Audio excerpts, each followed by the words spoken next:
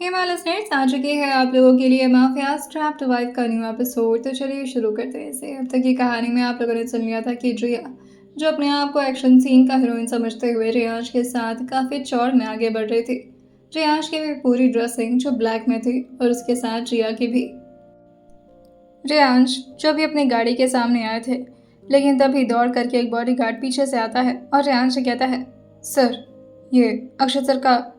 लेकिन जैसे अभी वो आगे बोलता, रियांश अपनी आंखें दिखाकर उसे घूर कर चुप करा देते हैं। जिया जैसे अक्षत का नाम सुनी थी, वो भी उस चीज़ को ध्यान से देखने लगती है, लेकिन तभी रियांश ने उसे अपनी पॉकेट में डाल लिया था। जिया जो रियांश से कुछ पूछना चाह रही थी, लेकिन रियांश चुपचाप आकर के अपनी ड्राइविंग सीट पर बैठ गए थे। जिया को अक्षत की याद आने लगी थी।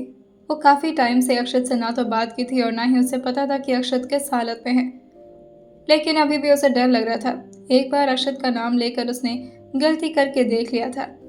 रियांश ने उसे काफ़ी बुरी तरह से डांटा था और वो नहीं चाहते थे कि जिया कभी भी अक्षत का नाम भी अपने मुंह से ले। वो और ज़्यादा अपने साथ रिस्क नहीं लेना चाहती थी, जिसकी वजह से वो चुपचाप ही बैठी रहती है। उसे ऐसा लगा था कि शायद इस शूटिंग की जगह पर अक्षत भी आए होंगे और वो वहाँ जाकर अक्षत से मिल लेगी, लेकिन उसे कहाँ पता था कि ये जगह तो असल में बहुत खतरनाक होने वाली है। रियांश गाड़ी लेकर निकल गए थे और उनके पीछे पीछे गाड़ियों का पूरा काफिला चल रहा था। जिया जो साइड व्यू मिरर से देखते हुए कहती है, क्या ये सारी गाड़ी आपके साथ है? रियांश बस अपने सिर को हाँ में हिला देते हैं। इस वक्त जिया को रियांश भी काफी डरावने लग रहे थे। जिया जो कुछ याद करते हुए कहती है, ऐसे ही उस दिन भी आप मेरे पास आए थे जब मैं भागने की कोशिश की थी आपके फार्म हाउस से। आप आकर के चुपचाप मेरे बगल में गाड़ी खड़ा कर दिए और मैं भी बेवकूफ़ों की तरह आकर बैठ गई थी। उस टाइम अगर आपके हाथ से निकल गई होती तो कितना अच्छा रहता। रियांश कहते हैं, ये पॉसिबल ही नहीं था। जी अजय कहती है, वैसे कहते हैं कि जो होता है कान्हा जी की मर्जी से ही होता है। ज़रूर ये सब भी आपकी मर्जी से ही हो रहा होगा। और ये बोलते हुए वो अपने ऊपर की तरफ देख रहे थे। रियांश जिया को इत्तला देते हुए कहते हैं, ये जो तुम्हारे जंगली भेड़ियों की तरह नाखून है ना, इसका इस्तेमाल कर लेना आज। जिया जो अपने नेल्स को देखते हुए कहती है, वैसे कैसे लग रहे हैं? जिया ने काफ़ी खूबसूरत तरीके से अपने नेल को सजा रखा था। उसने डिफरेंट डिफरेंट कलर के नेल पेंट्स लगा रखे थे। रियांश कहते हैं, हमेशा की तरह खूंखार लग रहे हैं। जिया जब तक मुंह पिचकाते हुए कहती है, कभी भी सीधा जवाब नहीं दे सकते आप। जिया पूरी तरह से रेडी थी और वो लगातार अपनी मुट्ठी बनाए जा रही थी। जिया जो कहती है, बस एक बार उस विलन को सामने आने दीजिए, फिर देखिएगा कि मैं एक्शन सीन कितने बेहतरीन तरीके से करती हूँ। मुझे तो सोच सोच के ही मज़ा आ रहा है। मैं अपने हाथों से उसे धुम धुम धुम धुम मारूंगी। श्रेयांश जो सामने की तरफ ड्राइव कर रहे थे, लेकिन जिया की हरकतों से उनकी सारी टेंशन्स गायब हो जाया करती थी और इस बार भी कुछ ऐसा ही होता है। वो एक बार जिया की तरफ देखते हैं और फिर सामने की तरफ ड्राइव करते हुए फ्रस्ट्रेशन अपने चेहरे को हिला लेते हैं। 1 घंटे तक रियांश गाड़ी ड्राइव कर रहे थे और जिया लगातार रियांश को एंटरटेन कर रही थी। वैसे तो वो अपनी हकीकत बता रही थी, लेकिन ऑब्वियसली वो रियांश के लिए एक एंटरटेनमेंट का जरिया था। वो 1 सेकंड के लिए भी गाड़ी में चुप नहीं थी। गाड़ी आकर के एक बड़े से एरिया में रुकती है जहाँ पर दूर दूर तक एक विला के अलावा और कुछ नहीं था। जिया उस जगह को देखते हुए कहती है, हाय रब्बा कितना सुंदर जगह है। रियांश एक बार जिया को देखते हैं और फिर उससे कहते हैं, तुम्हें पसंद है ये विला? जिया जो कहती है, इतना बड़ा है ये, ऑब्वियसली पसंद आया। रियांश उससे कहते हैं, मेरे बारे से ज़्यादा बड़ा नहीं है। जिया जो कहती है, हाँ आपके जैसे ऊंची बिल्डिंग नहीं है यहाँ पर, लेकिन 2 फ्लोर में ही काफ़ी अच्छा बना रखा है। रियांश उससे कहते हैं, हम यहाँ पर प्रॉपर्टी डीलिंग करने नहीं आए, चले अंदर। जिया जो कहती है, चलते हैं। उनकी गाड़ी भी विला के सामने आकर खड़ी हुई थी। जैसे वो लोग गेट तक पहुंचते हैं, सबसे पहले उनसे कार्ड मांगा जाता है, क्योंकि हर किसी को अंदर आने की परमिशन नहीं थी। अब माफिया लोगों की जिंदगी में बहुत सारे दुश्मन हुआ करते थे, जिसकी वजह से वहाँ पर बहुत टाइट सिक्योरिटी थी और कुछ ऐसा ही रियांश के भी विला में हुआ करता था। इसलिए रियांश को तो पहले से ही यहाँ के बारे में सब कुछ नॉलेज था। रियांश अपना नहीं बल्कि अक्षत का कार्ड दिखाते हैं, जिसकी वजह से तुरंत उन्हें अंदर जाने की परमिशन मिल जाती है। आसपास बहुत सारे लोग गन्स लेकर इधर उधर घूम रहे थे। जिया जो रेयांश से कहती है, ये तो बिल्कुल आपके विला जैसा लग रहा है, आसपास गुंडे भी हैं। रेयांश जो कहते हैं, सिक्योरिटी गार्ड है वो। जिया जो कहती है, अरे जो भी हूँ, हैं तो गुंडे ही ना, गुंडागर्दी तो करते होंगे ये लोग। लेकिन मैं भी क्या बोल रही हूँ, ये सब तो एक्टिंग वाले हैं ना, पर देखने में सब के सब बहुत मुस्तंड है। कहाँ से ढूंढ कर लाए आप इन लोगों को। रेयांश जो कहते हैं, जहाँ से तुमको लेकर आए, अब चलें।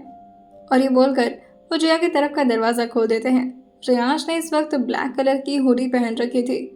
वैसे तो वो रेयांश के बॉडी को काफ़ी उभार कर दिखा रही थी, लेकिन उसका कैप रेयांश के आधे से ज़्यादा चेहरे को कवर कर रखा था और बाकी के चेहरे को रेयांश ने मास्क से कवर कर लिया था।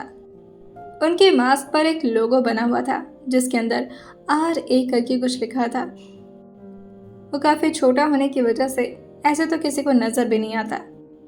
अब वो लोग ठीक मेन गेट पर पहुंच चुके थे, जहां पर बहुत सारे सिक्योरिटी गार्ड्स लगे हुए थे।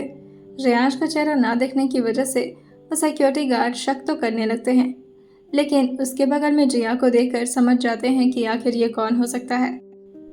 सारी लड़कियों को अक्षत ही लेकर आया करता था। जैसे ही वो सारे सिक्योरिटी गार्ड ने रेयांश के हाथों में अक्षत का कार्ड देखा था, वो तुरंत ही अंदर उन्हें जाने की परमिशन दे देते हैं। लेकिन अंदर बहुत सारे और भी सिक्योरिटी पैटर्न्स लगे हुए थे। जैसे सबसे पहले रेयांश को अपने थंब को स्कैन करना था, उसी बॉडीगार्ड का दिया हुआ चीज़ जो रेयांश अपने थंब पर लगाते हैं और थंब को उस स्कैनर पर प्रेस कर देते हैं। वहीं जिया के भी चेहरे को डिटेक्ट किया जाता है और मशीन उन दोनों को अंदर जाने की परमिशन दे देती है। बस इतना ही काम था जिया का। अभी वो लोग एक ऐसी जगह पर आ चुके थे जो पूरी तरह से सुनसान था। आसपास वहाँ पर ना तो कोई सिक्योरिटी गार्ड दिख रहा था और ना कोई, लेकिन वहाँ पर भी बहुत सारे कैमरास लगे हुए थे। ऑलरेडी उस कैमरा को जोसेफ ने हैक कर लिया था और अब डैनियल को सिर्फ वही दिख रहा था जो जोसेफ उन्हें दिखाने की कोशिश कर रहा था। आसपास रेयांश देखते हैं कि वहाँ पर कोई नहीं है, जिसकी वजह से वो तुरंत ही एक पेंडेंट को जिया के गले में डालते हैं और उसे कोट के नीचे छुपाते हुए कहते हैं, इसका पेंडेंट है सिर्फ बाहर आना चाहिए, चेन को तुम छुपा कर रखना। और हाँ, ये तुम्हारे कपड़े में जो चेन्स और उसके साथ ही कुछ वेपन्स हैं, इनका इस्तेमाल कर सकती हो तुम। अगर इससे किसी भी इंसान को चोट लगी तो वो तुरंत बेहोश हो जाएगा।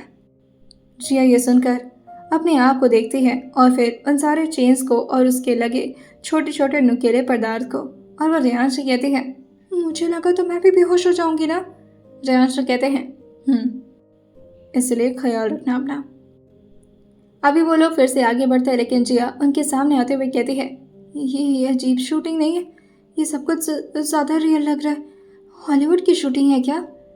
रेयांश को लगता है कि अब जिया से और ज़्यादा झूठ बोलने का कोई मतलब है नहीं, लेकिन अगर वो सच बताने पर आते तो बहुत वक्त बर्बाद हो जाता। वो बस जिया के बात पर अपना सर हाँ मिला देते हैं, क्योंकि उन्हें पता था कि बस कुछ ही देर और उसके बाद तो जिया को सब कुछ वैसे भी पता चलने वाला है। जिया जो और ज़्यादा उत्साह में भर जाती है जब उसे पता चलता है कि वो डायरेक्टली एक बॉलीवुड की मूवी करने के बाद डायरेक्टली हॉलीवुड में सेलेक्ट हो गई है। अंदर एक बड़ा सा लिविंग एरिया था, जहाँ पर आसपास सिर्फ बैठने की जगह थी और बहुत सारे लग्जूरियस सामान रखे हुए थे। जिया ने तो ऐसी चीज़ें अपनी लाइफ में पहली बार देखी थी। वो रेयांश का हाथ पकड़ते हुए कहती है, हम यहाँ क्यों आए, यहाँ पर तो कोई नहीं है, और वो विलन कहाँ है, शूटिंग के लिए भी कोई आसपास नहीं दिख रहा, और ये अक्षत सर कहाँ है। जैसे ही जिया ने अक्षत का नाम लिया था, रेयांश घूरते हुए उसे देखते हैं और हल्का सा अपने कैप को ऊपर की तरफ करते हुए कहते हैं, बहुत याद आ रही है उसकी। जिया जो कहती है, नहीं मैं तो बस यूं ही पूछ रही थी, आप गुस्सा मत करिए। रेयांश जो कहते हैं, तुम्हें उस तरफ जाना है, मैं बेसमेंट, एक्चुअली मैं कहीं और जा रहा हूँ।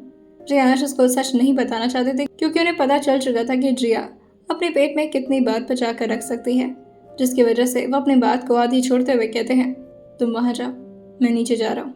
तुम्हारे कान में जो ब्लूटूथ लगा है उसे ध्यान से मेरी बात सुनती रहना, और अगर कोई प्रॉब्लम आती है तो मुझे इन्फॉर्म करना। जिया जो कहती हैं, प्रॉब्लम, यहाँ पर सिर्फ एक्टिंग ही होगा ना। रेयांश जो कहते हैं, ये सब छोड़ो, तुम्हें एक्शन सीन करना है, लेकिन उससे पहले बात से बात बन जाए तो बेहतर होगा। जिया जो कहती हैं, अरे जी आप टेंशन ना लो, मैं बातों में फंसा कर रखूँगी, कितने देर तक। रियांश उसे कहते हैं, जितना टाइम तुम उसे अपनी बातों में फंसा कर रखोगी तुम्हारे उतने डॉलर्स बनेंगे। जिया जो खुश होते हुए पूछती है, डॉलर्स मतलब यूएस डॉलर? रियांश कहते हैं, यस। अब जिया बिना देरी किए तुरंत ही उस बड़े से गेट के सामने आ गई थी। एक सिक्योरिटी गार्ड जो उसको देखता है और फिर उसको ठीक फेस स्कैनर के सामने ले आकर खड़ा करता है। अंदर से डैनियल जो आराम से दो लड़कियों से मसाज करवा रहा था और सामने की स्क्रीन की तरफ जिया को देखकर स्माइल करते हुए कहता है, ओह दिस गर्ल। डैनियल का हिंदुस्तान में भी आना जाना रहता था, जिसकी वजह से उसकी आवाज़ में थोड़ी बहुत हिंदी एक्सेंट भी आती थी और उसे हिंदी समझ में भी आती थी। थोड़ी बहुत टूटी फूटी हिंदी वो बोल भी लिया करता था। रियांश तब तक वहीं पर मौजूद थे जब तक जिया अंदर नहीं चली जाती। जिया का फेस स्कैन होता है और डैनियल उसे अंदर आने की परमिशन दे देता है। जैसे ही परमिशन ग्रांटेड हुई थी तुरंत ही गेट अपने आप खुल जाता है। जिया जैसे ही अंदर की तरफ आई थी वो जगह थोड़ा अजीब था क्योंकि हर जगह आसपास लड़कियां थीं, वो भी बेहद खूबसूरत गोरी चिट्टी लड़कियां। ये सब देखकर जिया को थोड़ा अजीब लगता है, लेकिन फिर वो कहती है, वाह क्या सेटअप किया है, सब कुछ कितना रियलिस्टिक लग रहा है। कोई देखकर कहेगा कि यह फेक है और यहाँ पर शूटिंग हो रही है। वहीं फिर वो जाकर देखती है डैनियल को, जो दो लड़कियों से अपनी मस्कुलर बॉडी का मसाज करवा रहा था। जिया को आता देख करके वो तुरंत ही उन दो लड़कियों को जाने का इशारा कर देता है और जिया को ऊपर से नीचे तक और फिर नीचे से ऊपर तक स्कैन करते हुए उसके चेहरे की तरफ ध्यान से देखते हुए कहता है, hello girl, you are damn hot. जो जिया के ब्लूटूथ के थ्रू अपने कानों में लगे ब्लूटूथ से सब कुछ सुन पा रहे थे। ये सुनते ही रियांश का पारा एकदम से गर्म हो गया था और वो चाह रहे थे कि वो बस एक बार डैनियल के सामने जाए और उसका सर मारकर फोड़ दें, लेकिन इस वक्त उन्हें बेसमेंट में जाना ज़्यादा ज़रूरी लगता है। अब वैसे भी डैनियल के खुद के मेंशन में रियांश के बॉडीगार्ड ज़्यादा फैल चुके थे और वो सब पर भारी पड़ रहे थे। डैनियल को तो इस बारे में ज़रा भी खबर नहीं थी कि तभी उनके पर्सनल असिस्टेंट जो अंदर आना चाहते थे और वो ये सब कुछ बताना चाहते थे कि बाहर क्या चल रहा है।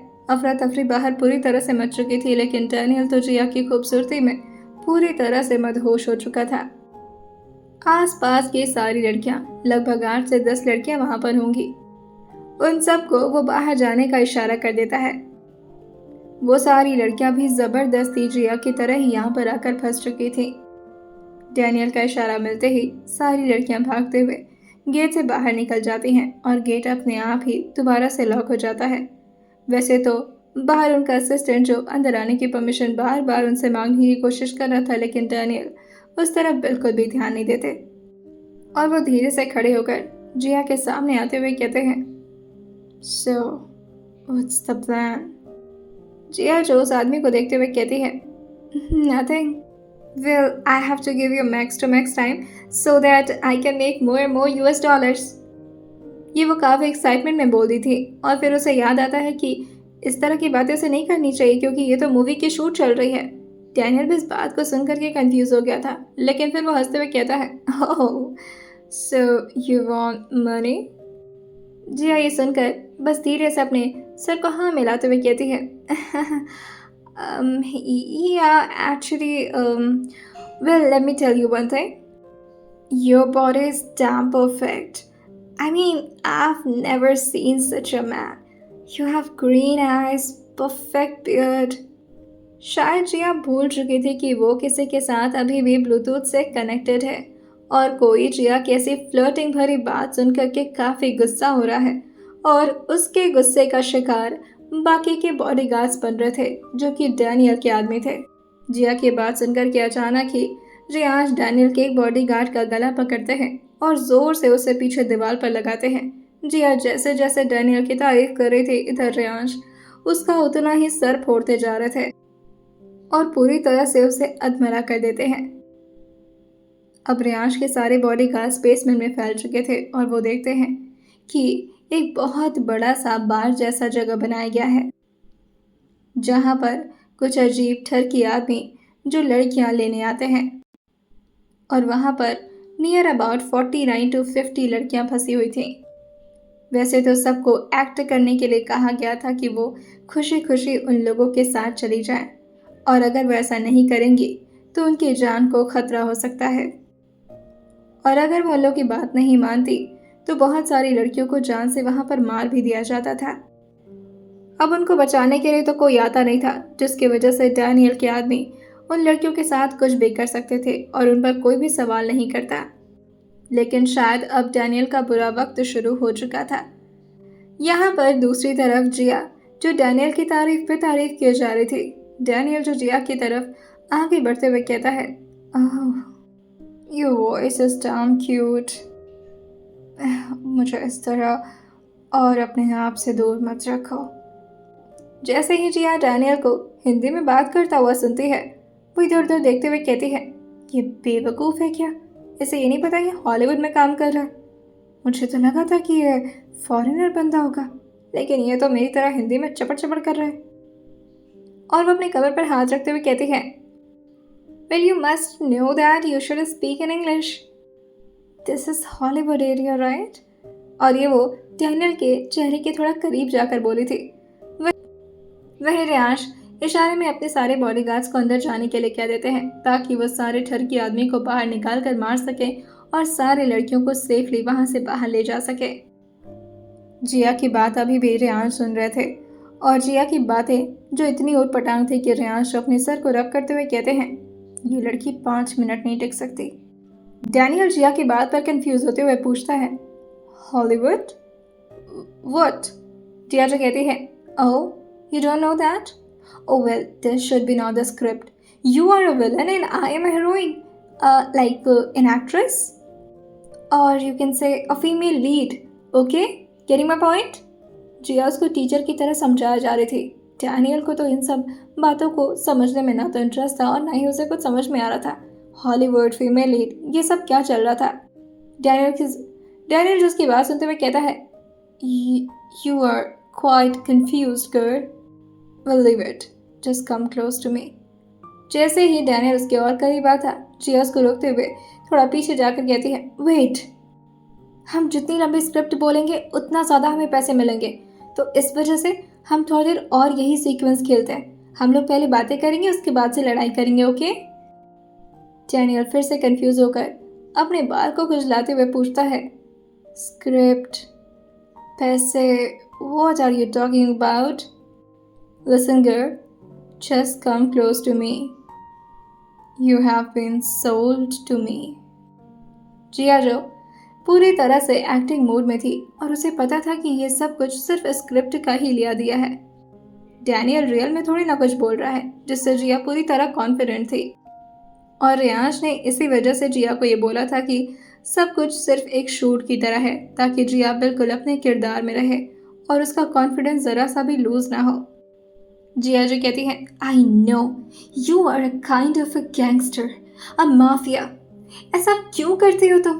किसी लड़की को अपने ट्रैप में फंसा कर रखना गलत बात होती है। वैसे तो मेरे पास भी एक माफिया है जो यही सब काम करता है, लेकिन फिर भी वो अच्छा है यार। उसने कभी मुझे हर्ट नहीं किया। तुम्हें पता है, he is very very very dangerous. लेकिन फिर भी मैं वहाँ पर एडजस्ट कर ली, और उसको भी मैं इतना सुनाती हूँ वो मुझसे डरता है। तुम्हारी तो हाइट भी उतनी नहीं है जितनी उनकी हाइट है, और बॉडी भी इतनी मस्कुलर नहीं है। यू आर क्वाइट थिन, और आई कैन से कि तुम थोड़े वीक हो, तुम्हें प्रोटीन्स लेना चाहिए। माफिया जैसी पर्सनालिटी है नहीं तुम्हारी, लेकिन फिर भी अगर तुम्हें मेरे साथ फाइट करना है तो तुम कर सकते हो। आई थिंक हमें अब फाइट सीक्वेंस स्टार्ट कर देना चाहिए। नियर अबाउट 15 मिनट का ये सीन होगा। कहीं ऐसा कि हम एक्स्ट्रा बकवास करें और एडिटर सारे सीन्स को कट कर दे। मैं चाहती कि मेरा इंपॉर्टेंट टाइम वेस्ट हो। चलो शुरू करो। डैनियल जो कहता है, वो शुरू करो। जिया जो कहती है, अरे मुझे छेड़ना शुरू करो, तभी तो मैं मारूंगी ना। तुम्हें कौन ले आकर रखती है एक्टिंग में? कुछ नहीं आता क्या तुम्हें? लगता है तुम बिगिनर हो। चलो कोई बात नहीं, मैं सिखाती हूँ। तुम्हें मुझे छेड़ना है।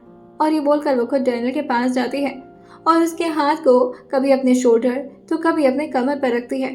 डैनियल तो ये करना चाह रहा था, लेकिन इस तरह से, जो लड़की को हमेशा छेड़ने में माहिर रहता, लड़कियों को खरीद कर उनको यूज़ करता, उनके साथ ज़बरदस्ती करता, आज एक छोटी सी लड़की जो आकर के खुद ही उसके हाथ को अपने ऊपर रखते हुए उसे छेड़ना सिखा रही है। वो पूरी तरह से कंफ्यूज था कि आखिर चल क्या रहा है यहाँ पर। लेकिन अब डैनियल को भी गुस्सा आने लगता है और वो जोर से उसके कंधे पर हाथ रखते हुए कहता है, are you out of your mind you psycho girl? Jiya जो कहती है, यस, इसी तरह से कैरेक्टर में आना, यू आर गोइंग वेल। मुझे पता नहीं था कि मैं इतना अच्छा सिखाती हूँ। ओके, अब तुम मुझे और ज्यादा छेड़ो, तुम मुझे किस करने की कोशिश करो, फिर मैं तुम्हारे मुंह पर पंच मारूंगी, डू इट। डैनियल को मन कर रहा था कि वो जाकर अपना सिर फोड़ ले। आखिर इस तरह से कोई लड़की उसके साथ मजाक कर रही है, और वो भी इतने खतरनाक इंसान के साथ। रियाज भी ऊपर आ चुके थे और वो बस बाहर खड़े थे। वो जैसे चाहते थे अंदर आ सकते थे और वो जिया को बचाने के लिए पूरी तरह से तैयार थे। लेकिन जिया का ये नाटक वो थोड़ा देर और जारी रखना चाहते थे। वो इस वक्त अपने फोन में अंदर चल रहे सारे सिनेरियो को भी देख रहे थे और उसके साथ ब्लूटूथ से सारी बातों को भी सुन रहे थे। डैनियल जो एक बार जिया से अलग होता है और फिर पीछे मुड़ते हुए कहता है, you are psycho girl. Daniel जो जिया को घूरता है और फिर उसके गर्दन पर जोर से हाथ रख के उसे अपनी तरफ खींच लेता है। जिया जो अपनी गर्दन छुड़ाते हुए कहती है, oh you are so strong man. Riyansh Jiya को इस तरह सुनते हुए कहते हैं, मैं अंदर आ रहा हूँ, डोंट वरी। लेकिन जिया जो अपने दबे हुए गले से ही कहती है, नो, मुझे फाइट करना है, मैं टाइकोंडो में माहिर हूँ, वेट। और ये बोलकर वो जोर से अपने पैर को उठाकर उसके पैर पर मारती है। जिया ने तो बूट्स पहन रखे थे, लेकिन उस आदमी के पैर पूरी तरह से खाली थे। जैसे ही जिया के बूट्स का हीर उसके पैर में चुभता है, वो जोर से चिल्लाता है और उसका हाथ का पकड़ भी ढीला हो गया था। जिया जोर से उसकी कलाई को पकड़ती है और पीछे मुड़ते हुए उसकी कलाई को बुरी तरह से मोड़ देती है। उसने तो इतना ज्यादा सीन को सीरियस ले लिया था कि उसकी एक उंगली जो बुरी तरह से डैनियल की मुड़ती जा रही थी, लेकिन जिया को तो जैसे कोई फर्क ही नहीं पड़ रहा था। श्रेयांश जो जिया से कहते हैं, नॉट्स ओके, मैं आ रहा हूँ। लेकिन जिया जो कहती है, थोड़ा देर और। जिया ये सब कुछ सिर्फ इसलिए कर रही थी क्योंकि उसे लग रहा था उसका US डॉलर बन रहा है और वो ज़्यादा से ज़्यादा पैसे कमा करके अपना बढ़िया सा घर ले लेगी। कुछ देर और वो डैनियल पर भारी पड़ती है, लेकिन एट लास्ट डैनियल जो उसे जोर से ज़मीन पर पटकता है और उसके ऊपर आ जाता है। उसके दोनों हाथ को उसने अपने हाथों से बांध लिया था और अभी वो जिया के चेहरे की तरफ बढ़ता, लेकिन उससे पहले ही उसके कंधे पर जोर से कोई मारता है और वो पलटकर दूसरी तरफ गिरता है। वो जमीन पर किसी मेढक की तरह फैल चुका था। इतना तेज रियाज के पैरों ने उसके कंधे को मारा था। वहीं जिया जल्दी से खड़ी होती है और सांस की तरह से फूल रही थी। वो अपनी सांस को संभालते हुए रियाज के पीछे आते हुए कहती है, ये तो कुछ ज्यादा ही किरदार में आ गया है, खतरनाक विलन है ये, मैं लड़ चुकी, ये ज्यादा नहीं हो पाएगा मुझसे। और ये बोलकर वो बगल में जाकर बैठ जाती है। वो सब कुछ इतना नॉर्मल समझ रही थी जैसे ये सब कुछ बिल्कुल शूटिंग हो। ये सब कुछ उसे बहुत नॉर्मल लग रहा था और रियांश यही चाहते थे कि जिया बिल्कुल भी पैनिक ना करे। अंदर बेसमेंट से अब वो सारी की सारी लड़कियां जो सेफली बाहर निकल चुकी थीं और जितने भी घटिया लोग लड़कियों को खरीदने के लिए वहां पर पहुंचे थे, उन सबको तो अलग से सजा मिलने वाली थी। डैनियल को तो अभी भी रियांश का चेहरा दिख नहीं रहा था और वो समझता है कि ये अक्षत ही होगा। वो हिम्मत करके खड़ा होता है और चिल्लाते हुए कहता है, You, Akshit, how can you do it? You know that I am your boss. How can you hit me? अभी ये बोलते बोलते वो खड़ा होता है, लेकिन तभी रियांश दोबारा से उसके सीने पर जोर से अपने पैर को मारते हैं और उसके सीने पर अपने एक पैर को रखते हुए कहते हैं, Like this. डैनियल को तो जैसे बिलीव नहीं हुआ था कि आखिर उसके साथ दोबारा ये क्या हो गया। कभी भी किसी ने भी उसके साथ इस तरह बर्ताव नहीं किया था और उसे लगता था कि वही सबका भगवान है। वो खुद को गलती से इतना पावरफुल समझ लिया था। वो अभी दोबारा से कुछ बोलता है, लेकिन उससे पहले ही रियांश जो अपने कैप को काफी स्टाइल से पीछे करते हैं और अपने चेहरे के मास्क को भी निकाल देते हैं और उसकी तरफ झुकते हुए अपने हाथ में लिए गन को उसके सीने पर लगाते हुए कहते हैं, सिक्योरिटी सिस्टम बहुत खराब है तुम्हारे घर में खुद एक माफिया घुसा है और तुम्हें पता तक नहीं चला। Shame on you. और ये बोलकर वो एक तिरछी स्माइल पास करते हुए कहते हैं, वेदिका कहाँ है? जैसे डैनियल ने सुना था, वो कांपते हुए कहता है, no way, you can not be here. Reyansh जो उसको जोरदार थप्पड़ मारते हुए कहते हैं, I am here in front of you, your death is in front of you, sitting next to you, now just tell me where is Vedika. Daniel जो अपने सिर को ना मिलाते हुए कहता है, आई डोंट नो। रेयांश कहते हैं, ओह यू डोंट। और ये बोलकर वो काफ़ी आराम से उठ गए थे, जैसे डैनियल की बातों पर उनको आराम से भरोसा भी हो गया हो।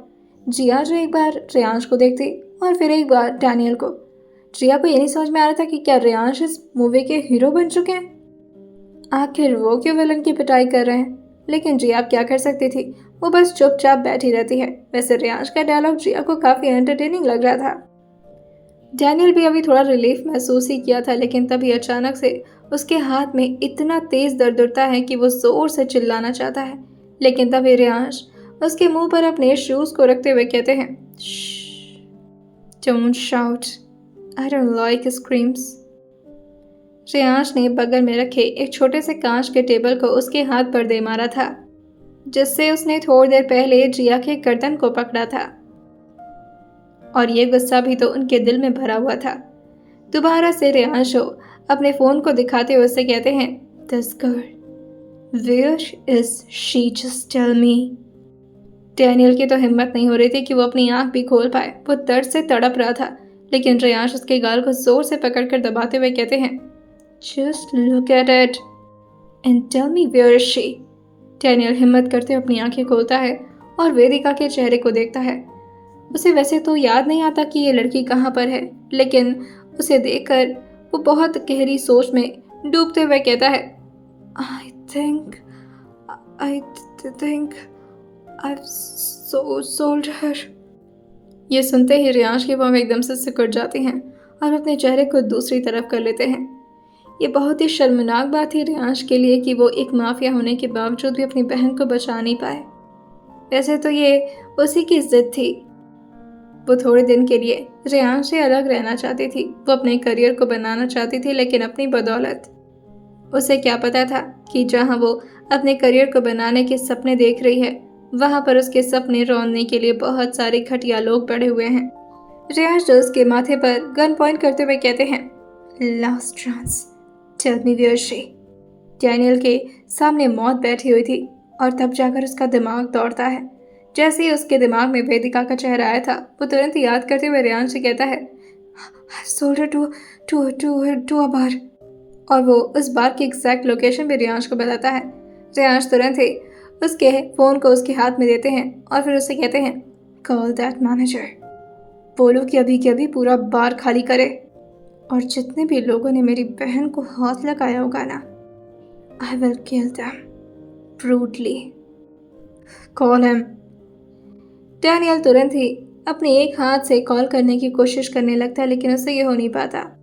तभी रेयांश जो उसके दूसरे भी हाथ को जोर से अपने पैर से मारते हुए कहते हैं, लीव इट, मैं खुद कर लूँगा बाकी के काम। और वो जिया का हाथ पकड़ते हुए बाहर की तरफ जाने लगे थे। दरवाजे को भी वो बुरी तरह से लॉक कर दिए थे। जिया जो रेयांश से पूछती है, ये सब क्या हो रहा था?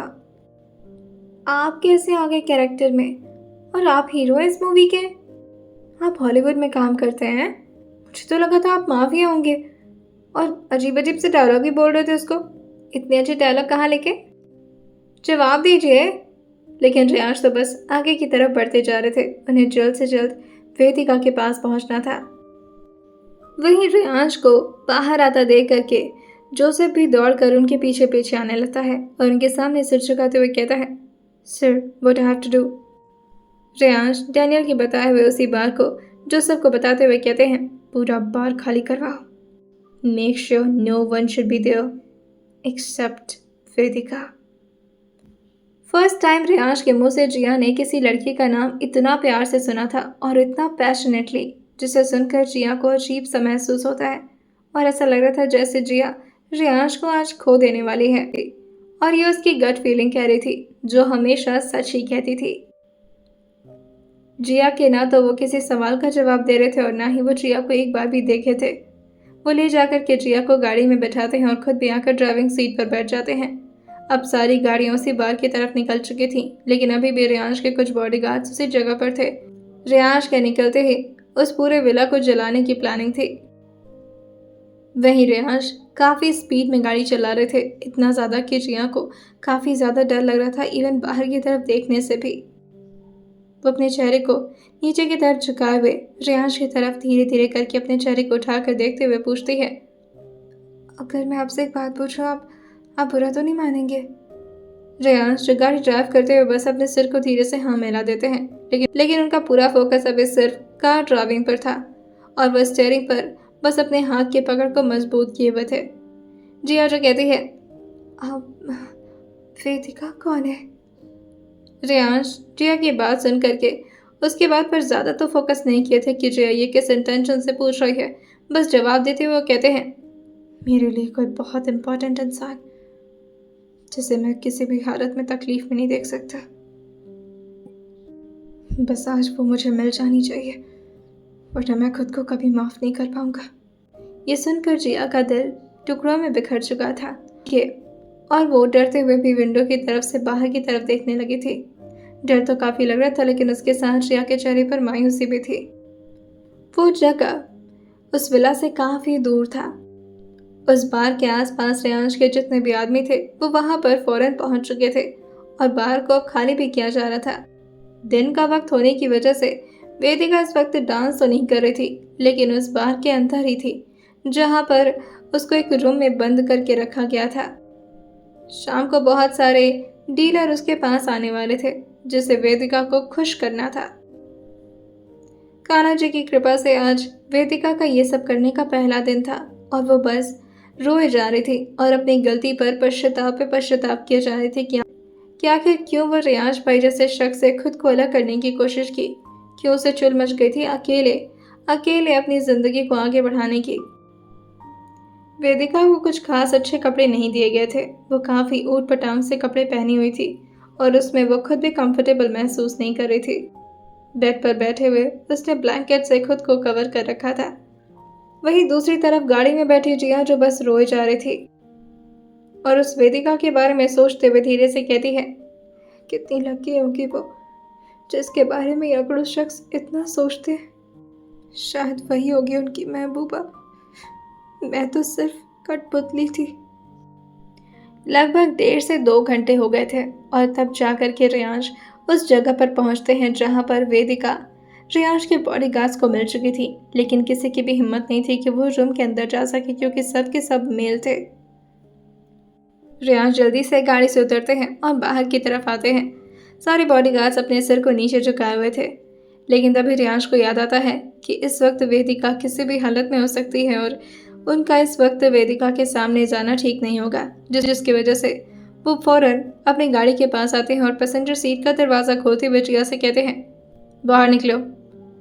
जिया चुपचाप बस बाहर निकलती है और अपनी आंखों को नीचे किए हुए रेयांश के बताए हुए रास्ते पर चलने लगती है। रेयांश उसका हाथ पकड़कर बार के अंदर लेकर जाते हैं।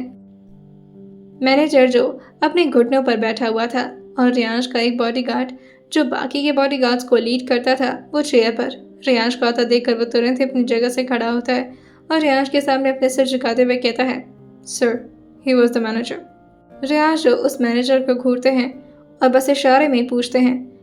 वो मैनेजर जो कांपते हुए खड़ा होता है और तुरंत ही उस जगह पर जाता है जहां पर वेदिका को रखा गया था। रेयांश जिया को उस रूम की तरफ जाने का इशारा कर देते हैं। जिया को तो कुछ समझ नहीं आ रहा था, बस वो रेयांश के कमांड को फॉलो कर रही थी। वो चुपचाप बिना किसी सवाल के अंदर की तरफ जैसे ही दरवाज़ा खोलती है, अंदर एक लड़की जो डरी सहमी पड़ी हुई थी और उसे लगता है कि कहीं उसका कोई शिकार तो नहीं आ गया, जिसकी वजह से वो ब्लैंकेट में खुद को बुरी तरह से छुपाकर रोना शुरू कर देती है। जिया को किसी लड़की की आवाज़ जैसे ही सुनाई दी थी, तुरंत ही भागकर उस लड़की के पास आती है और ब्लैंकेट से उसका चेहरा हटाते हुए उसके चेहरे को अपनी तरफ करते हुए कहती है, डोंट वरी, मैं तुम्हें हर्ट नहीं करने आई हूँ, मेरी तरफ देखो। और फिर उसे याद आता है रेयांश के कहे हुए वो शब्द, वेदिका। जिया भी धीरे से कहती है, वेदिका। जिया ने ये इतने प्यार से बोला था कि वेदिका के अंदर हिम्मत आ गई थी और वो धीरे से अपने चेहरे को ऊपर की तरफ उठाते हैं तो ये कोई लड़की थी। जैसे ही जिया का चेहरा वेदिका ने देखा था, वो काफी खुश हो गई थी कि चलो कोई तो लड़की है जो उसकी मदद करने के लिए आई है। जिससे वो ब्लैंकेट से थोड़ा दूर होती है और धीरे से खड़े होकर के जिया को जोर से गले लगा देती है। जिया भी काफी एक्साइटेड होकर उसे गले लगा रही थी, क्योंकि थी तो वो भी एक लड़की है और किसी लड़की को इस हालत में देखकर जिया का दिल पूरी तरह दहल उठता है। लेकिन अफसोस, जिस वक्त जिया और वेदिका एक दूसरे से गले मिली थी, उसी वक्त जिया के कपड़े में लगा वो नुकीला पदार्थ जो जाकर के वेदिका के शरीर के अंदर छुप जाता है और तुरंत ही वेदिका अपना होश खो बैठती है और पीछे बेड पर धड़ाम से गिर जाती है। पहले तो जिया के दिमाग में नहीं आता कि आखिर अचानक से उसको हो क्या गया है, कहीं उसे पैनिक अटैक तो नहीं आ गया।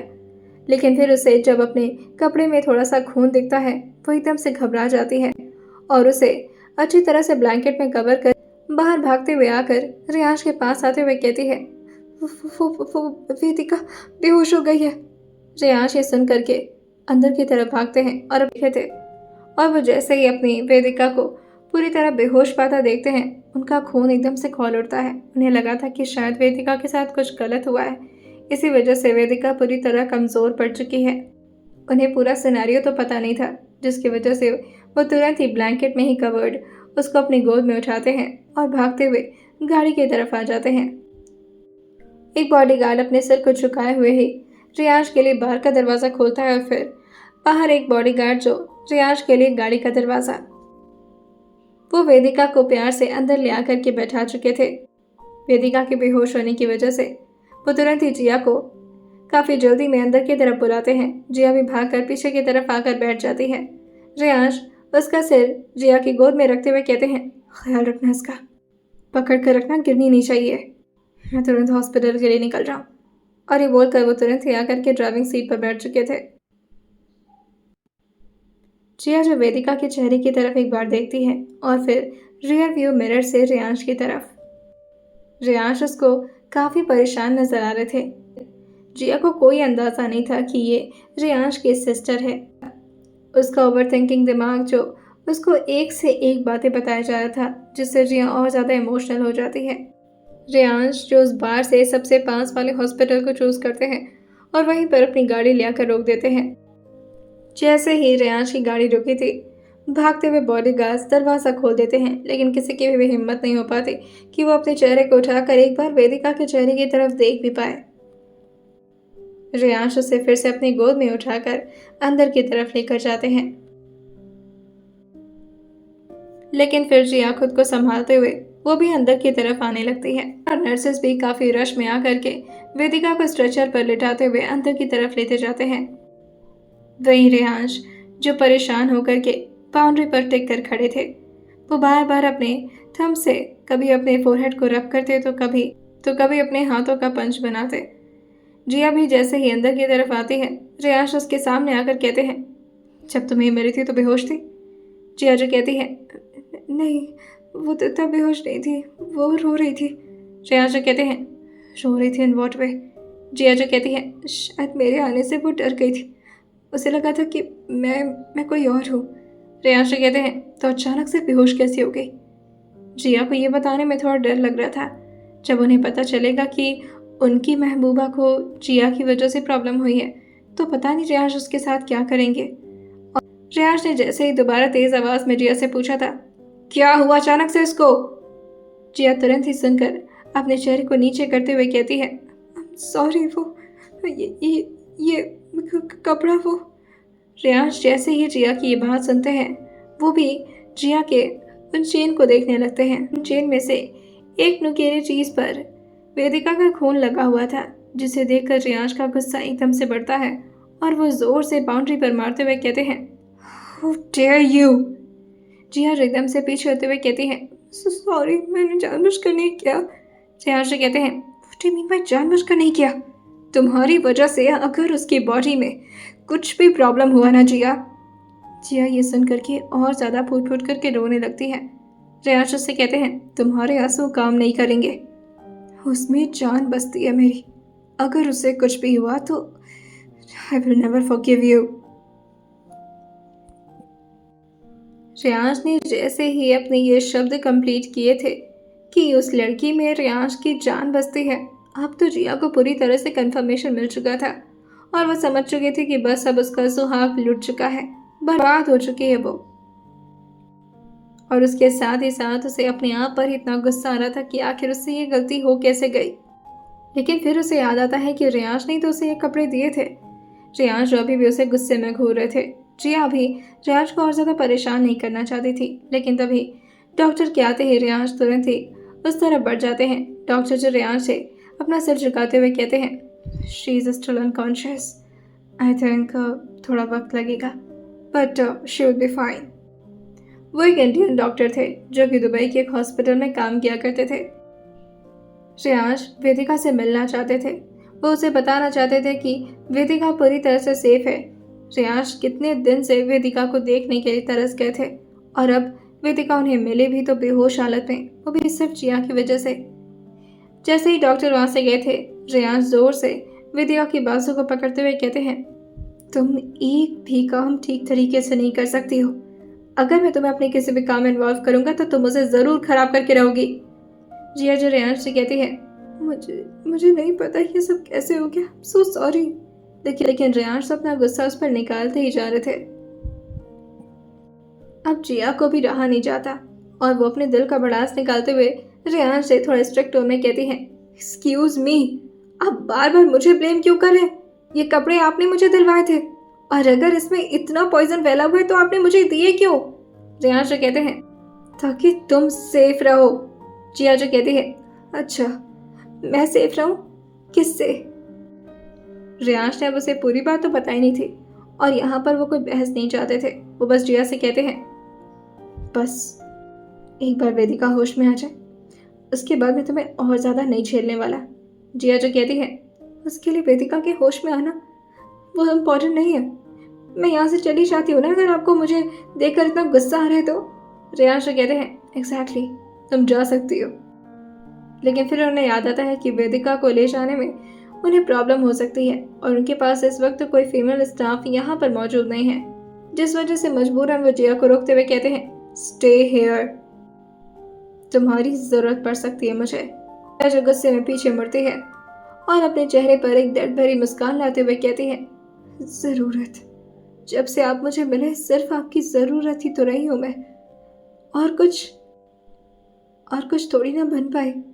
जब तक आपको मेरी जरूरत थी तब तक आपने अपने पास रखा मुझे, और न जाने ऐसी कौन सी जरूरत थी, क्या इस लड़की को लाने में आपको मेरी हेल्प की जरूरत थी? इसी वजह से मुझसे शादी की थी ना आपने? रेयांश उसकी बात का कोई जवाब नहीं देते। इस वक्त वो वेदिका को लेकर टेंस थे और जिया का इस वक्त कोई भी जवाब देना वो इम्पोर्टेंट नहीं समझते। अब रेयांश को थोड़ी ना ये आइडिया लग पाया था कि जिया ने अपने ओवरथिंकिंग दिमाग में क्या क्या कुछ सोच लिया है, और जिया रेयांश और वेदिका को एक साथ देख करके काफी जेलस हो रही है। 3 से 4 घंटे इसी तरह से बीतते हैं और धीरे धीरे वेदिका को होश आने लगता है। 2 स्टाफ जो आकर रेयांश से बताती हैं, she is conscious now, you can meet her. और ये बोलकर वो वहां से चली गई थी। रेयांश तुरंत ही अंदर बढ़ते हैं, लेकिन उनके साथ जिया भी जा रही थी। रेयांश और जिया को रोकते हुए कहते हैं, अगर उससे मिलना है तो पहले ये जैकेट निकाल कर फेंको। जिया जो पीछे होते हुए कहती है, सॉरी, मुझे नहीं मिलने का कोई शौक है उससे, वो बस ठीक रहे और मैं जल्द से जल्द इंडिया पहुंच जाऊँ। रेयांश कहते हैं, बस एक बार उसे अपने मेंशन ले चलो, उसके बाद से तुम्हारा भी इंतजाम करता हूँ मैं। और ये बोलकर वो अंदर चले गए थे। जिया को इस वक्त मन कर रहा था कि वो कितना रो ले कि उसका दिल हल्का हो जाए, लेकिन ऐसा नहीं हो पाता। उसे तो लगा था कि उसके पास कम से कम 13 दिन तो बचे हुए अभी, जो वो रेयांश के साथ बिता पाएगी, लेकिन उसे कहाँ पता था कि ये वक्त इतना जल्दी बीत जाएगा और 2 ही दिन में रेयांश और जिया की खटपट हो जाएगी। वहीं अंदर वेदिका, जो काफ़ी शर्मनाक तरीके से अंदर बैठी हुई थी, वो अभी तो हॉस्पिटल के कपड़ों में थी, लेकिन अभी भी वो रेयांश से अपनी नज़र नहीं मिला पाती। रेयांश उसके सर पर टैप करते हुए कहते हैं, ठीक हो बच्चा? ये सुनकर वेदिका की आंखों में आंसू आ जाता है और वो धीरे से अपने चेहरे को हाँ में हिलाते हुए कहती है, हाँ, जिंदा हूँ तो ठीक होंगी ना? रेयांश उसकी तरफ आते हैं और उसके चेहरे को अपनी तरफ करते हुए कहते हैं, क्या हुआ, मुझसे नाराज हो? आई नो कि मैं तुम्हें बचा नहीं पाया। कि तभी वेदिका जो कहती है, बचा नहीं पाए? आपकी वजह से ही तो मैं बची, वरना मैं तो कब का मर चुकी होती। जिस दिन वो सब कुछ हो रहा था दिल तो किया कि मैं अपनी जान। लेकिन तभी रेयांश जो उसके हाथ को अपने हाथ से पकड़ते हैं और कहते हैं, नो वे, ऐसा कैसे कर सकती थी तुम? पता है ना कि घर में तुम्हें सब कितना प्यार करते हैं। अगर ऐसा करती तो मॉम, डैड, वाचना सबको क्या जवाब देता मैं कि मैं अपनी प्यारी सी बहन को बचा नहीं पाया। अब जाके वेदिका के अंदर थोड़ी हिम्मत आई थी और वो चेहरे को ऊपर करते हुए रियाज को देखते हुए धीरे से कहती है, आई एम सो सॉरी भाई, मेरी वजह से आपको इतनी परेशानी हुई। लेकिन तभी रियाज जो उसके सर को अपने सीने से लगाते हुए कहते हैं, it's okay, no don't cry, सब कुछ ठीक हो गया है। और अब हम लोग घर चल रहे हैं। और हाँ, तुम्हें इंडिया की याद आ रही है ना? वेदिका जो कहती है, बहुत ज़्यादा, पर आप मेरे बिना कुछ कहे कैसे समझ जाते हैं सब कुछ? रियांश जो कहते हैं, भाई हो तुम्हारा, ऑब्वियसली पता चल जाता है तुम्हारी आंखों से तुम क्या चाहती हो। और वैसे भी इंडिया तो तुम्हारा हमेशा से फेवरेट था, राइट? हम आज ही चलेंगे। जैसे वेदिका ये सुनती है वो भी जोर से अपने भाई को गले लगा लेती है।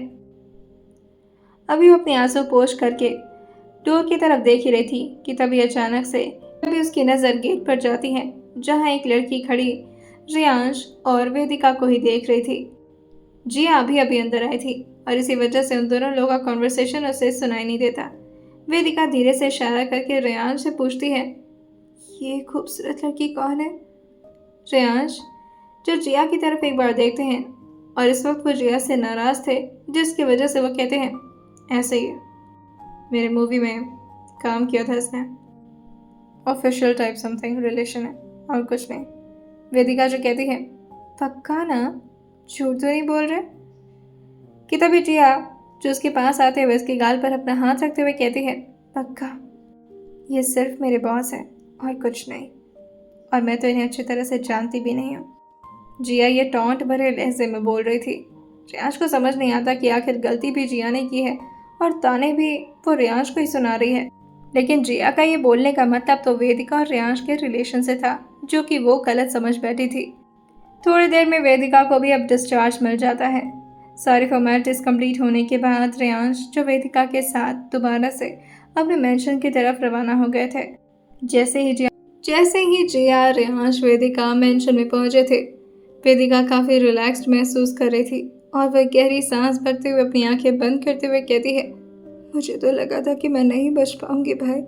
श्रेयांश कहते हैं, श्रेयांश अग्निहोत्री की बहन हो तुम, तुम्हें कुछ नहीं होगा, मेरी रिस्पॉन्सिबिलिटी हो तुम वेदिका। लेकिन जिया जो तमतमाते हुए अपने कदम को अंदर बढ़ा ली थी और वो जाते जाते बस लिफ्ट के अंदर एंटर होती है और 5th फ्लोर का बटन दबा देती है। जिया से काफ़ी नाराज़ थी और वो रियांश से कुछ भी बात नहीं करना चाहती थी। उसे बस अब इंडिया जाना था और अब उसे समझ में आ गया था कि उसकी ज़िंदगी अब अकेले ही कटने वाली है। लिफ्ट का दरवाज़ा खुलता है और जिया अपने रूम के अंदर एंटर हो जाती है। वो शीशे में देख करके खुद को पहले तो बहुत रोती है, इतना ज़्यादा कि उसकी पूरी आंखें भी लाल हो जाती हैं। लेकिन जब उसे एहसास होता है कि बाहर से कोई अंदर आ रहा है, जिया तुरंत ही अपने आंसू को पोंछकर पूरी तरह से हिम्मती बनते हुए अपने कपड़े को चेंज करने के लिए बाथरूम की तरफ चली जाती है। रियांश ने पहले ही कुणाल से सारी बातें कर ली थी और उनकी प्राइवेट जेट जो उन लोगों का इंतजार कर रही थी ताकि वो लोग दोबारा से इंडिया के लिए लौट पाएं। वैसे तो रियांश को जिया के साथ 15 दिन तक रहना था, लेकिन अब जिया का यूं इस तरह इरादा बदलने की वजह से और रियांश भी अब जिया से थोड़ा खफा से थे, जिसकी वजह से वो और ज़्यादा जिया के साथ रहना नहीं चाहते और उन्होंने आज के इंडिया जाने की प्लानिंग बना ली थी। और उन्हें यह भी समझ में आता है कि वेदिका को इस वक्त मॉम की ज़रूरत पड़ेगी जो उन्हें संभाल सकती हैं, वासना और साथ ही पूरी फैमिली। वेदिका अपनी फैमिली को काफ़ी मिस कर रही थी और वो अपने घर जाने के लिए काफ़ी एक्साइटेड भी थी। जी आज अपने कपड़े चेंज करके आती है और वो फिर से अपने हिसाब के कपड़े पहन चुकी, नीचे एक लॉन्ग घेरेदार स्कर्ट और ऊपर वाइट कलर का टॉप। जिया जैसे ही बाहर की तरफ निकली थी, रियांश भी अभी बाथरूम की तरफ ही अंदर आ रहे थे, जिसकी वजह से वो दोनों लोग एकदम से लड़ जाते हैं। लेकिन रिया जो खुद को संभालने के लिए काफी थी और वो रियांश को उनके सीने पर हाथ रख के पीछे की तरफ धक्का देते हुए कहती है, दूर रहिए मुझसे, करीब आने की जरूरत नहीं है। रियांश उसकी बात सुनते हुए कहते हैं, ओके, मुझे भी नहीं लगता कि हमें करीब आने की जरूरत है क्योंकि तुम उसके लायक नहीं हो। जिया रियांश की बात सुनते हुए रूम के अंदर जा चुकी थी और वो पूरी तरह से रियांश की बात को इग्नोर करने की कोशिश करती है, लेकिन उससे ये हो नहीं पाता। आसपास के बहुत सारे सामान को वो धड़ाधड़ नीचे की तरफ फेंकते जा रही थी। रियांश जो बस अपने फेस वॉश करने के लिए बाथरूम में गए थे और वो जैसे ही टॉवल से अपने फेस को ड्राई करते हुए बाहर की तरफ आते हैं, वो बाहर के नज़ारे को देखकर गुस्साते हुए कहते हैं, ये क्या कर रखा तुमने रूम का हाल। जिया जो रियांश से कहती है, दिख नहीं रहा आपको, सामान इधर उधर फैल गया है। रियांश जो कहते हैं, और ये सब कैसे हुआ। जिया जो कहती है, भूकंप आया था, आपको महसूस नहीं हुआ। आया और सारा सामान गिराकर चला गया। रियांश उसकी बातों को समझ नहीं पा रहे थे। वो जानना चाह रहे थे कि आखिर जिया ने गलती की है तो फिर वो खुद रियांश को ताने क्यों सुना रही है और क्यों इस तरह से उनसे बात कर रही है। रियांश टॉवल को साइड में फेंकते हैं और जा करके जिया के सामने बैठते हुए कहते हैं, ये क्या तरीका है मुझसे बात करने का। जिया जो कहती है, क्यों, आपको लॉर्ड गवर्नर है जो मैं आपसे इस तरह बात नहीं कर सकती। वेल, मेरी टिकट करवा दीजिए, मुझे आज इंडिया जाना है। रियांश जो कहते हैं, टिकट कराने की ज़रूरत नहीं है, हम सब जा रहे हैं। जिया जो कहती है, एक्सक्यूज़ मी, हम सब जा रहे हैं का क्या मतलब है। मैं जा रही हूँ इंडिया, आप मेरे पीछे पीछे इंडिया क्यों आ रहे हैं। रियांश जो कहते हैं, क्यों, इंडिया तुम्हारा ससुराल है कि वो पूरा कंट्री है और उस पर तुम्हारा पर्टिकुलर हक नहीं है। जिया जो कहती है, नॉट फनी, लेकिन ये बात आपको भी पता है कि आप मुझे चेस कर रहे हो। के अभी तक तो आप 15 दिन दुबई में रहने वाले थे। रियांश जो कहते हैं, तुम्हारे साथ रहने वाला था। जिया जो हंसते हुए कहती है, और मैं जा रही हूँ तो आप भी जा रहे हैं। और वो गुस्साते हुए कहती है, आप रहिए अपनी वेदू के साथ। रियांश ने कभी वेदिका को वेदू नहीं बोला था। वैसे भी उन्हें किसी भी नाम का शॉर्ट फॉर्म करना पसंद नहीं था, जिसकी वजह से वो मुंह सिकोड़ते हुए पूछते हैं, ये कौन है। जिया जो कहती है, वही जिसके अंदर आपकी जान बसती है। काफी प्यारी लड़की है वो, लेकिन क्या उसे पता है कि हमारी शादी हो चुकी है। रियांश कहते हैं, उसे पता चलेगा तो वो काफी खुश हो जाएगी। जिया जो कहती है, खुश हो जाएगी, अजीब फैमिली आपकी। अगर मैं उसकी जगह पर रहती ना तो आपको 2 छन्नाटेदार थप्पड़ मारती। रियांश जो कहते हैं, तुम मुझे थप्पड़ मारती।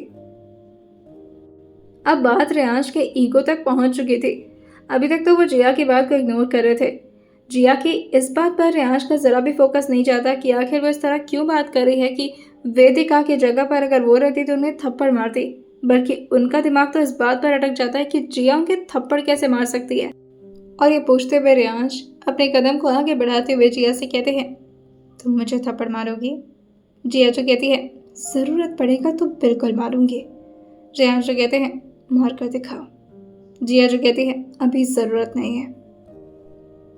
इस तरह का टोन, इस तरह की बातें, इस तरह का एटीट्यूड रियांश को झेलने की ज़रा भी आदत नहीं थी। ये सब तो रियांश को हो रहा था। इस तरह से वो दूसरों से बात करते थे और दूसरे लोग चुप हो जाते थे। उनके घर वाले भी उनसे कभी बदतमीजी नहीं किए थे, और ये लड़की जो सर पर ही चढ़ी जा रही है। अब रियांश को भी जिया से काफ़ी इरिटेशन हो रही थी और वो गुस्साते हुए कहते हैं, यू नो व्हाट, मेरा तुमसे कोई लेना देना नहीं है। तुम्हें जो मन चाहे वो करना करो, लेकिन मेरे बारे में ना आलतू फालतू बकवास मत किया करो। और नेक्स्ट टाइम से मेरे साथ बात करना तो तमीज़ से, वरना मत करना। जिया जो कहती है, सेकंड ऑप्शन ज़्यादा बेटर है, नहीं ही करूँगी। रियांश भी गुस्से में वहाँ से बाहर निकल गए थे। अभी वो गेट खोलते, लेकिन तभी जिया चिल्लाते हुए कहती है, जाइए आप रहिए अपने वेदू के साथ। बार बार रियांश इस बात को इग्नोर कर रहे थे, लेकिन उन्हें समझ नहीं आ रहा था जिया इस तरह की बातें कर क्यों रही है। लेकिन फिर वो समझ जाते हैं कि जिया का दिमाग खराब हो चुका है और शायद रियांश की दूरी उनसे बर्दाश्त नहीं हो रही। रियांश का अपना ही पर्सपेक्टिव था और जिया का अपना। वेदिका भी अब काफ़ी अच्छे से तैयार होते हुए काफ़ी खुशी खुशी इंडिया जाने के लिए तैयार हो चुकी थी। रियांश भी नीचे से ही तैयार होकर जाने लगते हैं और जिया को वो खुद नहीं बल्कि अपने एक स्टाफ से बुलाने के लिए कह दिए थे। एक स्टाफ जो जिया को बुलाते हुए कहती है, मैडम सब लोग जा रहे हैं, आपको भी सर ने बुलाया है। जिया ये सुन करके उस स्टाफ से कहती है, सर को बोलिए कि खुद यहाँ पर आए और मुझसे बात करें, वरना मैं नहीं जाऊंगी। वो स्टाफ जो कहती हैं, मैम सर का ये ऑर्डर है। जिया जो कहती है, और मेरा भी ये ऑर्डर है, जाइए और बोल कर आइए उन्हें कि मैडम बुला रही हैं। जैसे उस स्टाफ ने रियांश के सामने ये सारी बात बताई थी, रियांश अपना सर पकड़ते हुए कहते हैं, इस लड़की का मैं क्या करूं, पागल करके रखी है मुझे। वेदिका भी स्टाफ से पूछती है, ये कौन लड़की है और भाई से इस तरह से कौन बात कर रहा है और वो भाई के साथ क्यों रह रही है। वो स्टाफ को जहाँ तक रियांश और जिया का रिलेशन पता था वो उन्हें बताते हुए कहती है, पता नहीं पर वो सर को अक्सर डांटा करती हैं, अजीब अजीब से कॉन्वर्सेशन होते हैं आसपास इन दोनों के। हम तो ज़्यादा इन लोग के साथ रहते नहीं हैं, लेकिन इन लोग को देखकर लगता है गर्लफ्रेंड बॉयफ्रेंड हो सकते हैं। जैसे ही वेदिका ये सुनी थी, पहले तो वो थोड़ा हैरान होती है और फिर खुश होते हुए उस स्टाफ से कहती है, वाह भाई तो बहुत छुपे रुस्तम निकले, छुपे छुपे दुबई में गर्लफ्रेंड भी बना ली। वैसे मॉम सही कहती थी, फाइनली भाई को लड़की पसंद आई तो दुबई में ही। वहीं दूसरी तरफ जिया जो तेज कदमों से इधर से उधर टहले जा रही थी और वो रियांश का वेट कर रही थी। उसने अपने दोनों हाथों को अपने चेस्ट के पास फोल्ड करके बस अपने गुस्से को कायम रखा हुआ था कि जैसे रियांश आएंगे वो उन पर फूट पड़ेगी। लेकिन रियांश तो खुद ही बहुत सारा गुस्सा अपने अंदर भर कर लाए थे। वो गुस्से में दरवाजा खोलते हुए चिल्ला कर कहते हैं, तुम्हारा क्या नाटक है जिया, हम लेट हो रहे हैं। जिया जो कहती है, ओह रियली, वेल व्हाटएवर, मुझे इस वक्त आपकी कोई भी बकवास सुनने का मन नहीं है। मैं जितना कह रही हूँ उतना मेरी बात ध्यान से सुनिएगा। इंडिया जाकर हम डिवोर्स ले लेंगे। वैसे भी मुझे आपके अंडर में रहना बिल्कुल भी पसंद नहीं है और आपके साथ मेरा कोई रिश्ता नहीं है, ये आपने थोड़ी देर पहले ही बोला था। और दूसरी बात, मेरी वो डायरी जो आपने बिना मेरे परमिशन के हाथ भी लगाया और उसे पढ़ भी लिया, मुझे वो चाहिए। अब जब हमारा रिश्ता ही नहीं तो हमारे आसपास एक दूसरे की कोई भी चीज़ नहीं होनी चाहिए, तो बेहतर होगा वो डायरी मुझे वापस कर दीजिए। एक वही है मेरी इस दुनिया में जो मेरी अपनी बेस्ट फ्रेंड है और उसे मैं हर बात शेयर कर सकती हूँ बिना डरे, इसलिए प्लीज़ मुझे वो वापस करिए। और ये बोलकर वो अपना हाथ आगे बढ़ा देती है। रियांश एक बार उसके हाथ की तरफ देखते हैं और फिर उसके चेहरे की तरफ। जैसे जिया ने डिवोर्स की बात की थी, रियांश का सारा गुस्सा कहीं पीछे छूट गया था और वो जिया की तरफ आते हुए कहते हैं, क्या कहा तुमने, डिवोर्स चाहिए तुम्हें? जिया जो कहती है, हाँ डिवोर्स चाहिए। आपने ही तो कहा हमारा कोई रिश्ता नहीं है। रियांश उसकी तरफ अपने चेहरे आगे करते हैं और हल्का सा झुकाते हुए उसके हाइट से अपनी हाइट मैच कराते हुए कहते हैं, डिवोर्स माय फुट। जिया जो कहती है, डिवोर्स तो मैं लेकर जाऊंगी, आप इंडिया चलिए, लेकिन फिलहाल मुझे डायरी चाहिए। रियांश जो कहते हैं, ले रहे हो तुम। और वो अपने वार्डरोब को खोलकर उसके अंदर एक लॉकर से उसकी डायरी को निकालकर उसके हाथ में रखते हुए कहते हैं, अब चलें? जिया जो कहती है, चलिए। लगभग 1 घंटे के अंदर वो लोग अब अपने प्राइवेट जेट में बैठ चुके थे। जिया जो पूरे एटीट्यूड में अकेले बैठी हुई थी और वेदिका और रियांश एक दूसरे के बगल में। वेदिका जो काफ़ी खुश थी, लेकिन वो रियांश से जिया के बारे में पूछना चाह रही थी। अभी तक तो सिर्फ उसे जिया का नाम पता चला था, वो भी एक स्टाफ से। लेकिन चाहे वेदिका कितनी भी रियांश से फ्रैंक हो या रियांश से कितना भी प्यार करते हों, वेदिका के मन में कहीं ना कहीं रियांश के नाम पर एक डर छिपा हुआ था। वेदिका उनकी असल बहन थोड़ी न थी। रियांश और वेदिका का एक अलग कनेक्शन था। बस वेदिका जिया की तरफ एक बार देखती और रियांश की तरफ देखते हुए पूछती है, वो इतना अकेले क्यों रह रही हैं और इतना चुप चुप? रियांश एक बार जिया की तरफ देखते और फिर कहते हैं, वैसे उसकी फितरत में है नहीं चुप रहना, पता नहीं कैसे चुप है। अब है तो अच्छी बात है। लेकिन वेदिका को इस तरह बुरा लग रहा था जिया को अकेले बैठा देखकर, और वो रेहान से पूछती है, आप दोनों का झगड़ा हुआ है क्या? रेहान जो कहते हैं, तुम्हें लगता है कि वो मुझसे झगड़ा करने लायक है?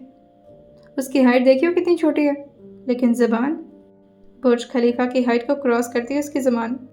वैसे तुम्हें उसके बारे में इतनी टेंशन क्यों हो रही है? तुम चुपचाप अपने भाई के साथ बैठी रहो। वेदिका जो कहती है, नहीं भाई, अच्छा नहीं लग रहा, आप उसे बुलाइए ना। जिया की तो वैसे ही फटी पड़ी थी, क्योंकि वो अकेले चुपचाप एक सीट पर बैठी हुई पूरी तरह डरी सहमी थी। वो आसपास बहुत सारी चीज़ों को पकड़ने की कोशिश भी कर रही थी, लेकिन कहीं पर भी उसे रिलैक्स महसूस नहीं हो रहा था।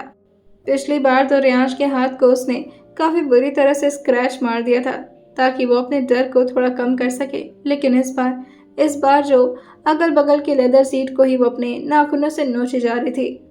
वेदिका की बात सुनकर के रेयांश जो कहते हैं, एक बार प्लेन टेक ऑफ होने दो, उसके बाद बुलाता हूँ उसे अपने पास। लेकिन अभी प्लेन टेक ऑफ होने से पहले कैबिन क्रू आते हैं और सारी इन्फॉर्मेशन देने लगती है, जो कि उसका बेसिकली काम था। लेकिन जिया को अब ये सब और ज़्यादा बर्दाश्त नहीं होता। वो काफ़ी ज़्यादा डर रही थी और ये चीज़ उसके हाथों से पता चल रहा था। वो बार बार अपनी उंगलियों को एक दूसरे के साथ मोड़ती, कभी अपने पाम को रब करने लगती। रियांश और वेदिका से कहते हैं, तुम तो प्लेन्स में काफ़ी टाइम बैठी हो, अकेले डर तो नहीं लगेगा? वेदिका जो कहती है, नहीं भाई, मुझे तो आदत है। रियांश उसे कहते हैं, ओके। और ये बोलकर वो खड़े होते हैं और जिया के बगल में आकर चुपचाप बैठ जाते हैं। जिया तो उनसे गुस्सा थी, इस वजह से वो तो उन्हें देखती भी नहीं, अपने चेहरे को दूसरी तरफ कर लेती है। लेकिन रियांश खुद ही हैंड रेस्ट पर अपना हाथ रख दिए थे और जैसे ही प्लेन टेक ऑफ होने के लिए अपना एंगल चेंज की थी, जिया का हाथ तुरंत ही रियांश के हाथ पर जाता है और बस उसके नाखून काम करना शुरू कर गए थे। रियांश अपनी आंखें जोर से बंद करते हुए धीरे से कहते हैं, इसीलिए ये नेल्स बढ़ा कर रखती है ताकि मुझे हर्ट कर सके। जैसे ही प्लेन अब बराबर चलना शुरू किया था, जी आज अपनी आंखें धीरे से खोलकर गहरी गहरी सांस भरते हुए कहती है, बच गई।